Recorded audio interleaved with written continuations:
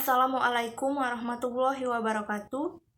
Perkenalkan, nama saya Lucy Febrianti dari Program Studi Pendidikan Bahasa Inggris, Fakultas Ilmu Tarbiyah dan Keguruan, Universitas Islam Negeri Raden Fatah Palembang. Di sini saya akan melanjutkan beberapa materi yang belum disampaikan teman saya dari kelompok 3 mengenai urgensi ilmu menurut Al-Quran dan hadis. Pada bagian ini saya akan membahas mengenai ilmu dalam konsep Al-Quran dan hadis. Yang pertama adalah kesaksian Allah Ta'ala kepada orang-orang yang berilmu. Allah menyatakan bahwasanya tidak ada yang berhak diibadahi dengan benar melainkan Dia. Para malaikat dan orang-orang yang berilmu juga menegakkan keadilan dan menyatakan hal demikian. Tidak ada yang berhak diibadahi dengan benar melainkan Dia yang Maha Perkasa lagi Maha Bijaksana. Surat Ali Imran ayat ke-18. Yang kedua, orang yang berilmu akan Allah angkat derajatnya. Seperti firman Allah dalam Quran surat Al-Mujadilah ayat 11 yang artinya, wahai orang-orang yang beriman, apabila dikatakan kepadamu, berilah kelapangan dalam majelis, maka lapangkanlah, niscaya Allah akan memberi kelapangan untukmu. Dan apabila dikatakan berdirilah kamu, maka berdirilah, niscaya Allah akan meninggikan orang-orang yang beriman di antaramu dan orang-orang yang diberi ilmu pengetahuan beberapa derajat. Dan Allah Maha mengetahui apa yang kamu kerjakan. Surat Al-Mujadilah ayat 11.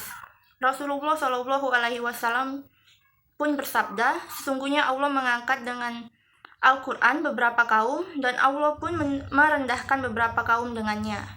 Allah pun telah berfirman tentang Nabi Yusuf alaihissalam, kami angkat derajat orang yang kami kehendaki dan di atas setiap orang yang berpengetahuan itu ada lagi yang Maha mengetahui.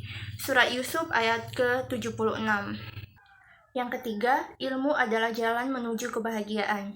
Imam Ahmad dan At-Tirmizi meriwayatkan hadis dari sahabat Abu Qabasyah Al-Anmari radhiyallahu anhu. Ia berkata, Rasulullah Shallallahu Alaihi Wasallam bersabda, sesungguhnya dunia diberikan untuk 4 orang. Seorang hamba yang Allah berikan ilmu dan harta, kemudian dia bertakwa kepada Allah dalam hartanya. Dengannya ia menyambung silaturahmi dan mengetahui hak Allah di dalamnya. Orang tersebut kedudukannya paling baik di sisi Allah. Seorang hamba yang Allah berikan ilmu namun tidak diberikan harta, dengan niatnya dia yang jujur berkata, seandainya aku memiliki harta, aku pasti mengerjakan seperti apa yang dikerjakan si fulan. Ia dengan niatnya itu, maka pahala keduanya sama. Seorang hamba yang Allah berikan harta namun tidak diberikan ilmu, lalu ia tidak dapat mengatur hartanya, tidak bertakwa kepada Allah dalam hartanya, tidak menyambung silaturahmi dengannya, dan tidak mengetahui hak Allah di dalamnya, kedudukan orang tersebut adalah yang paling jelek di sisi Allah. Yang keempat, orang yang menuntut ilmu akan didoakan oleh Rasulullah Shallallahu Alaihi Wasallam. Beliau bersabda yang artinya, semoga Allah memberikan cahaya pada wajah orang yang mendengarkan sebuah hadis dari kami, lalu menghafalkannya dan menyampaikannya kepada orang lain. Banyak orang yang membawa fikih namun tidak memahami, dan banyak orang yang menerangkan fikih kepada orang yang lebih paham darinya. Ada 3 hal yang dengannya hati seorang muslim akan bersih, yaitu dari khianat, dengki, dan keberkahan. Yaitu melakukan sesuatu dengan ikhlas karena Allah, menasihati uli amri atau penguasa, dan berpegang teguh pada jamaah kaum muslimin, karena doa mereka meliputi orang-orang yang berada di belakang mereka. Yang kelima, ilmu lebih baik daripada harta. Ilmu adalah warisan para nabi, sedangkan harta adalah warisan para raja dan orang-orang kaya.